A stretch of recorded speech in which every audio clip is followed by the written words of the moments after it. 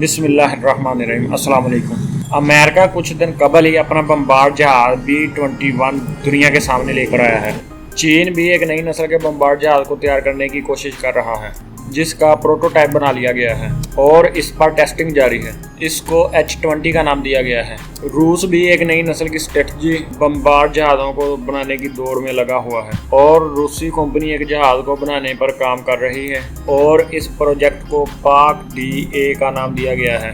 امریکی اور چینی بمبارڈ جہازوں کی طرح یہ جہاز بھی فلائی ونگ ڈیزائن کا حامل بین البراعظمی رینج رکھنے والا بمبارڈ جہاز ہوگا، جس میں اسٹیلتھ خصوصیات بھی رکھی جائیں گی۔ روس نے اس پروجیکٹ پر کام شروع کرنے کا فیصلہ سن 2007 میں کیا تھا اور 2008 میں اس پروجیکٹ کے لیے فنڈنگ جاری کر دی گئی تھی۔ سن 2012 میں اس پروجیکٹ پر باقاعدہ طور پر کام کا آغاز شروع کر دیا گیا اور سن 2020 میں اس کے پہلے پروٹوٹائپ کو بنانے کا آغاز کیا۔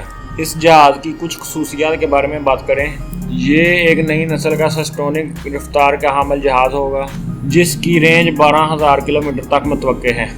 اس کو اڑانے کے لیے 4 پائلٹوں کی ضرورت ہوگی اور جہاز کم از کم 30 گھنٹے تک پرواز جاری رکھ سکتا ہے اور اس میں اندرونی طور پر 30 ٹن تک اسلحہ لے جانے کی صلاحیت موجود ہوگی۔ جہاز میں stand off range cruise missile اور کائنڈن بم فائر کرنے کا حمل ہوگا اور اس سے جوہری وار ہیڈ لے جانے کی صلاحیت کے ہم میزائل فائر کرنے کے علاوہ ہائپر سونک میزائل بھی داغے جا سکیں گے۔ جہاز میں دیگر نئی نسل کے جہازوں کی طرح الیکٹرونک وارفیئر ماحول میں بہتر کارکردگی دکھانے کی صلاحیت، جیمرز کے خلاف مزاحمت، دشمن کے علاقے میں جا کر اسٹرائک کرنے کی صلاحیت، data link satellite communication, sensor fusion, دشمن کے ایئر ڈیفنس سسٹم کو چکمہ دینے کی صلاحیت، نئی نسل کا الیکٹرونک وارفیئر سسٹم اور self protection system, digital carpet جیسی خصوصیات کی توقع کی جا سکتی ہے۔ جہاز میں ممکنہ طور پر 4 naan after burning turbo fan engine نصب ہوں گے، جبکہ اس کے انجن ایگزاسٹ اس طرح ڈیزائن کیے جائیں گے کہ جہاز کا تھرمو سگنیچر کم کیا جا سکے اور اس کی باڈی پر ریڈار ویو جذب کرنے والا پینٹ بھی کیا جائے۔ باقی اس جہاز کے بارے میں مزید معلومات پبلک نہیں ہیں۔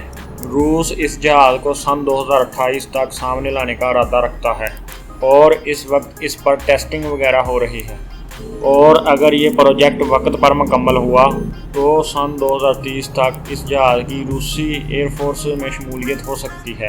یہ جہاز روسی سروس میں شامل Tu-22 اور Tu-95 بمبارڈ جہازوں کی جگہ لے گا اور Tu-160M کے ساتھ مل کر کام کرے گا۔